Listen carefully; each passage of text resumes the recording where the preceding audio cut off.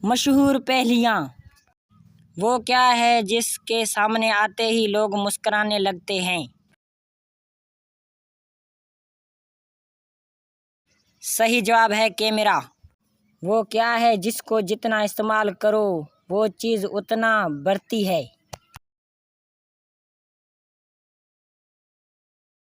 صحیح جواب ہے دماغ۔ وہ کون سی چیز ہے جو آپ کے اوپر سے گزر بھی جائے تب بھی آپ کو کچھ نہیں ہوتا؟ صحیح جواب ہے ہوائی جہاز۔ وہ کون سا پھل ہے جس کی ایک ٹانگ ٹوٹی ہوئی ہوتی ہے؟ صحیح جواب ہے لنگڑا آم۔ وہ کیا ہے جس کو سال میں ایک بار خرید لیتے ہیں؟ صحیح جواب ہے کیلنڈر۔ وہ کیا ہے جو دو ہو تو استعمال کر سکتے ہیں اگر ایک ہو تو نہیں؟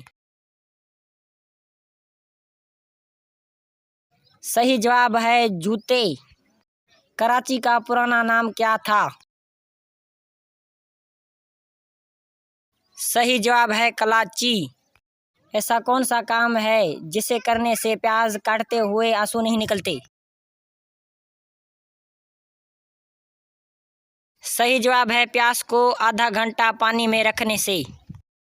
وہ کون سی جگہ ہے جہاں 11 میں 2 جمع کریں تو جواب 1 آتا ہے؟ صحیح جواب ہے گھڑی میں۔